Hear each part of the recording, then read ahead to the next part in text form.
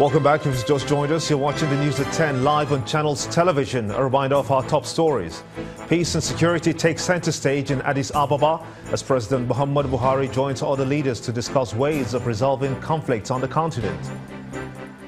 Troops of Operation Lafia Dole kill 7 suspected Boko Haram insurgents after running into the group along the dreaded Sambisa forest.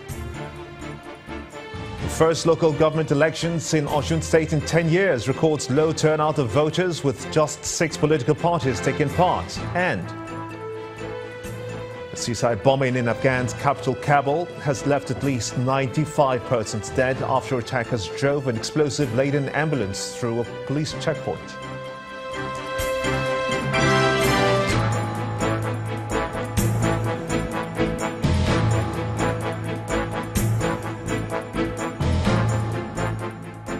For more on our top stories and others, please visit our website. It's channelstv.com and on youtube.com/channelsweb, where you can find our videos. Log on to m.channelstv.com to watch us on your mobile device or download the Channels TV app for Android, iOS and Windows devices from their respective stores.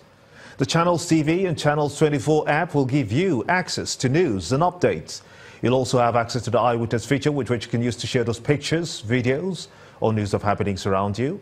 Just install the app, then tap and swipe to reveal the menu and follow the instructions. Well, here are some of the pictures that you sent to our Eyewitness portal, and we begin first with this one, which shows a collapsing bridge in need of an urgent reconstruction. Our Eyewitness reporter says that the bridge links Amaruru town in Osu local government area of Imo State to a town in Nnewi South local government area of Anambra State. He wants it fixed as soon as possible to prevent any dangerous occurrence. We'll move on to Ogun State with this picture showing an NNPC filling station in Isale-Oko area of Shagamu. Our Eyewitness reporter alleges that the attendant prefers to sell to buyers with jerrycans only, who will later on sell at the black market. He wants this to be stopped as quickly as possible. And to Oyo State with this image of an FRSC official hanging onto a moving patrol vehicle at our area. Our Eyewitness condemns this act and complains about the dressing of the official, which he says is indecent. And we end with this picture from Badagry area of Lagos State showing a refuse dump, which our Eyewitness reporter says has taken over the Okoko bus stop. He's calling on the refuse collecting agency to do something about it and prevent the attendant health consequences that comes with such. We do sincerely thank you for sending in those pictures, as we ask that you keep them coming.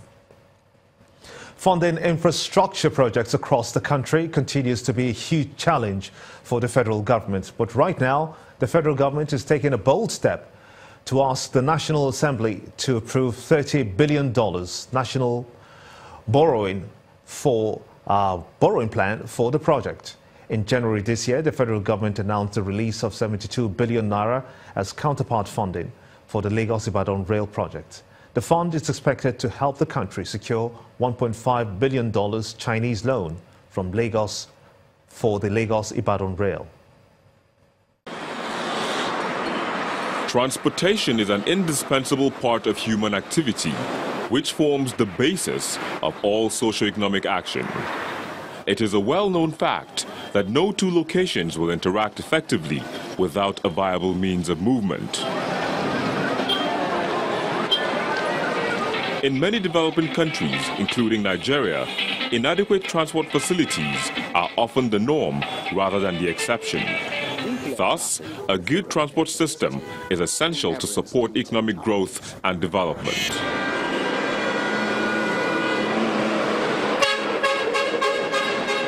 Of these transportation systems, rail mode of transport is our focus.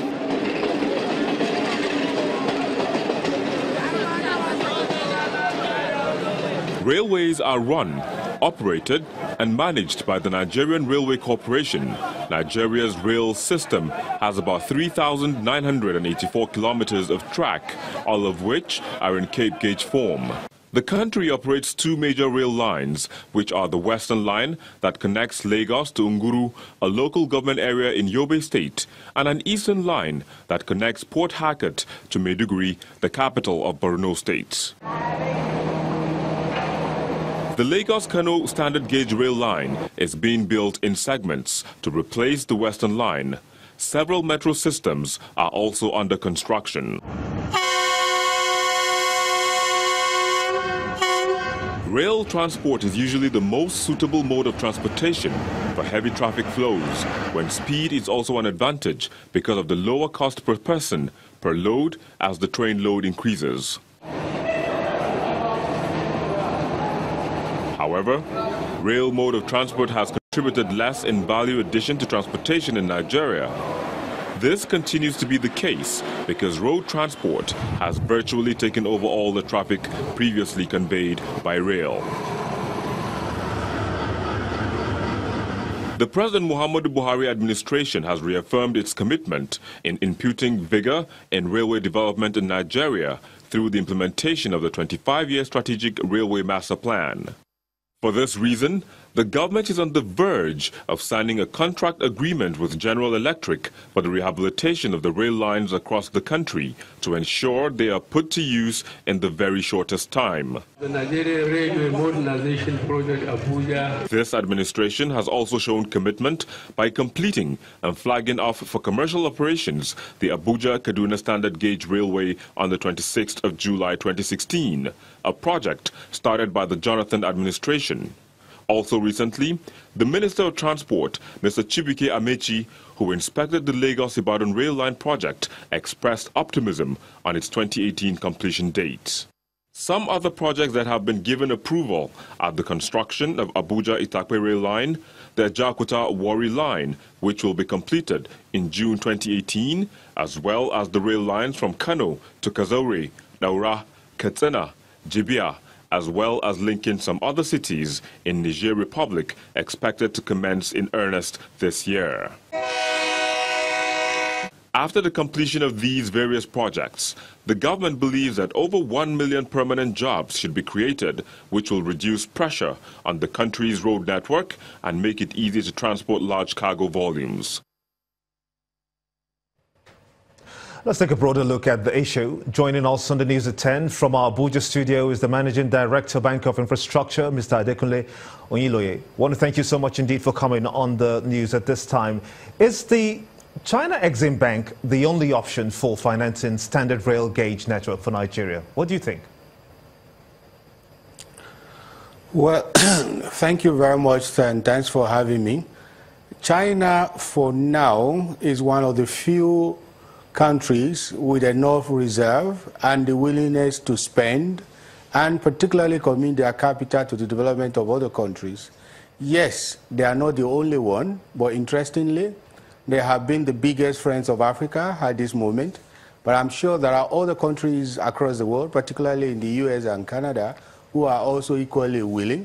In fact, Germany, using their own Exim Bank too, and French using their Exim Bank are also equally available to spend.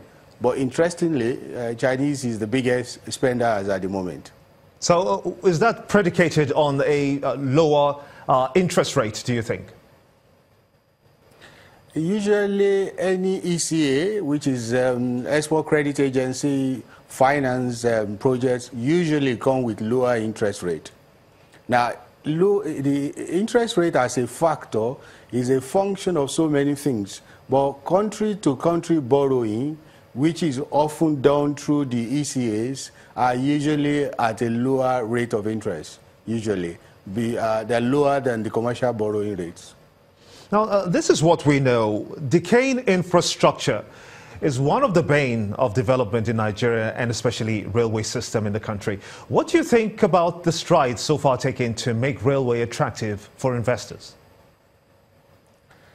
I think government is doing a whole lot in that direction.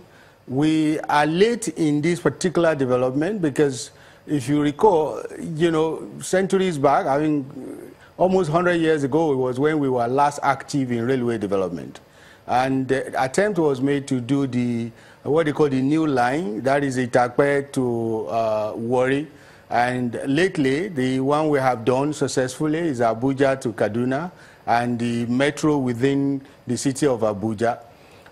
Railway is a major development, and I'm happy that government is paying attention to it now, because it moves the greatest number of freight and people within a very environmental friendly space. I think we would need to do more, because if we go by way of what we had planned to do, the National Integrated Infrastructure Masterplan, we were supposed to have started since 2014. We were supposed to have expended about $6 billion within that space. We haven't done anything. I think government should be commended for this step, but it should be more coordinated and more determined in ensuring that we have, a viral railway development in Nigeria.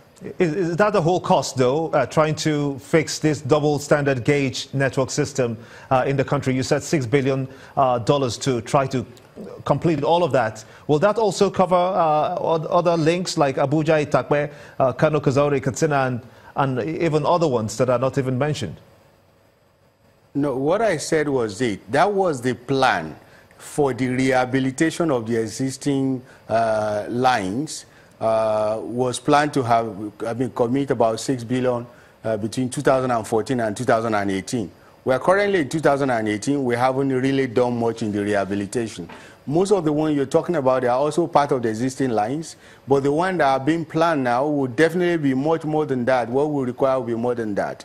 In fact, from 2000 up to 2023, we were expected to spend another $10 billion US.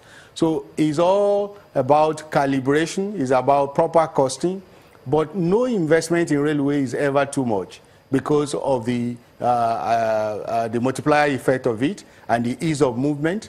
Most of the trailers you've seen on the road now will probably not have a space to ply the road again. They have no reason to be on the road, particularly for haulaging fuel and goods across the country. When we were growing up, we were not seeing trailers in the number we are currently seeing them.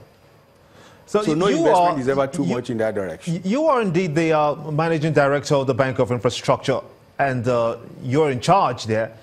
And a lot of people will wonder what your role is trying to improve on that particular infrastructure. Apart from rail, for instance, you should be looking at other infrastructure developments. But let's focus on the rail. What are you doing about that? Yes, it's interestingly, we're the Bank for Infrastructure, and that's the name. And we're working with the federal government and a number of state governments in ensuring that we bring core infrastructure to the table. We're also working with the three tiers of government in ensuring that even private capital join the resources of the public sector in the delivery of infrastructure. And what is TIB doing, you ask? Thank you very much for that question. In the city of Lagos, if you remember, Lagos planned 7 lines as a major mass transit solution for the city of Lagos. And any major modern city in the world, railway movement, railway transportation is key to it. And I really applaud the Lagos State attempt. We created, along with other investors, a consortium that bidded for the Red Line in Lagos. And that Red Line is a 37-kilometer metro that leaves Marina up to Agbado. I'm afraid that we're going to have to end it there. My sincere apologies. I'm afraid that we're going to have to end that very interesting discussion about the development and your scores, your strides in trying to improve on rail transportation in the country. Many thanks indeed, Mr. Adekunle Oyinloye, the Managing Director, Bank for Infrastructure. And when the news at 10 returns, Naira strengthens. The Central Bank of Nigeria boosts interbank forex market with additional $304 million. That's some business news. Join us again.